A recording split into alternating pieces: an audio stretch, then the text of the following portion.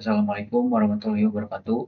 Kami dari kelompok 9 ingin mempresentasikan tugas pengujian dan implementasi sistem dengan materi 1.2 yaitu Quality Basic. Kelompok kami terdiri dari saya sendiri, Linggar Adi Wibowo. Saya Rafael Sanovanino. Saya Raka Rahmatullah Firdaus. Lalu yang pertama, pengertian Quality Basic. Quality Basic adalah pemahaman mendasar tentang kualitas, yaitu sejauh mana suatu produk, jasa, atau proses dapat memenuhi kebutuhan dan harapan pengguna sesuai dengan standar yang berlaku. Kualitas dasar atau quality basic menekankan bahwa sesuatu dianggap berkualitas bukan hanya karena sesuai spesifikasi, tetapi juga karena mampu memberikan manfaat, nilai, serta kepuasan bagi orang yang menggunakannya. Selanjutnya ada Quality Assurance dan Quality Control. Quality Assurance adalah suatu aktivitas yang menetapkan dan mengevaluasi proses-proses yang menghasilkan produk. Jika tidak ada kebutuhan akan proses, maka tidak ada peran untuk Quality Assurance.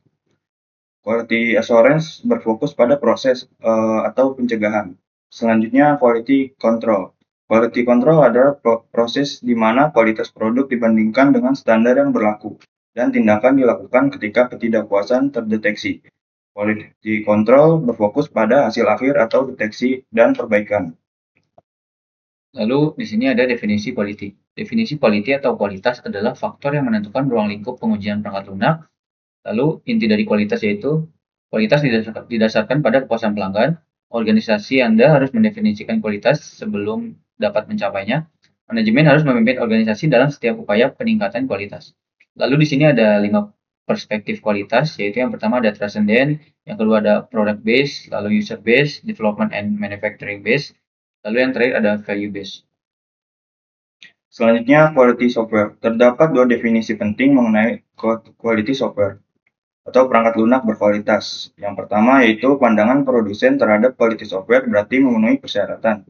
Yang kedua, pandangan pelanggan atau pengguna terhadap quality software berarti layak digunakan atau fit for use. Lalu di sini ada improving software quality. Terdapat banyak aktivitas strategis dan taktis yang dapat membantu meningkatkan kualitas perangkat lunak. Beberapa aktivitas berikut dapat membantu tim pengembangan TI, khususnya fungsi kualitas dalam meningkatkan kualitas perangkat lunak. Yang pertama ada explicit software quality objects, ada explicit quality assurance activity, testing strategy, software engineering guidelines, dan informal technical reviews.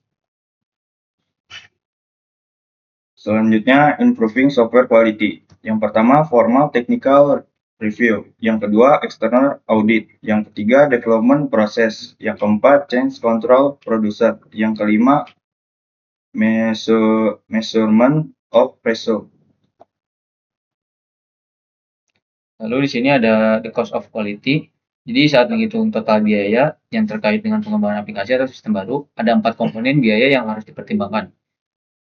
Cost of quality atau COQ seperti terlihat pada gambar 1-3 mencakup semua biaya yang timbul di luar biaya untuk menghasilkan produk yang benar sejak pertama kali. Cost of quality adalah istilah yang digunakan untuk mengukur total biaya pencegahan dan penilaian, serta biaya yang berhubungan dengan kegagalan perangkat lunak, seperti yang ada pada gambar di samping.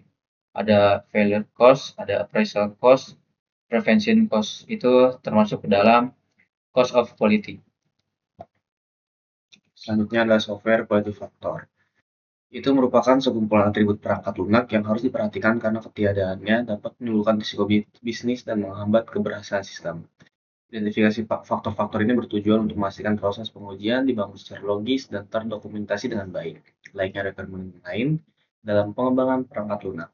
Dengan memahami dan menerapkan faktor kualitas, organisasi dapat menjamin bahwa perangkat lunak tidak hanya memenuhi fungsi, biaya, dan jadwal, tetapi juga memiliki kualitas yang andal, mudah digunakan, aman, dan dapat dipelihara, serta beradaptasi dengan kebutuhan dan lingkungan baru. Hal ini memberikan manfaat jangka panjang berupa peningkatan kepercayaan pengguna, efisiensi operasional, dan nilai bisnis yang lebih berkelanjutan.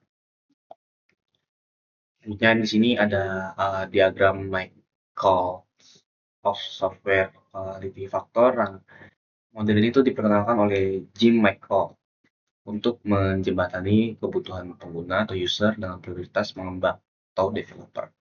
Nah, model ini tuh mengelompokkan faktor kualitas perangkat lunak menjadi 3 perspektif utama. Yang pertama itu ada product operation, yaitu karakteristik operasional dasarnya. Terus ada yang kedua product revision, itu kemampuan untuk berubah. Yang ketiga itu ada product transition, itu kemampuan beradaptasi dengan lingkungan baru. Di sini produk operation itu meliputi correctness, reliability, efisiensi, integrity, dan usability.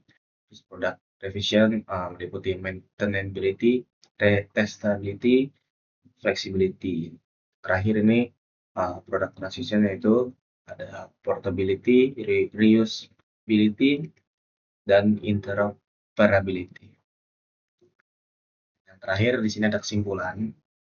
Kualitas perangkat lunak bukan hanya soal memenuhi spesifikasi, tapi juga tentang memberikan nilai, kepuasan, dan manfaat bagi pengguna. Melalui penerapan quality assurance, quality control, serta pemahaman terhadap faktor-faktor kualitas perangkat lunak seperti correctness, reliability, usability, dan lain-lain, organisasi dapat menghasilkan perangkat lunak yang andal, aman, efisiensi, serta mampu beradaptasi dengan kebutuhan baru. Dengan demikian, kualitas perangkat lunak yang baik tidak hanya meningkatkan kepercayaan pengguna, tetapi juga mendukung keberlanjutan dan daya saing bisnis dalam jangka panjang. Sekian presentasi dari kami. Kurang lebihnya mohon maaf. Assalamualaikum warahmatullahi wabarakatuh.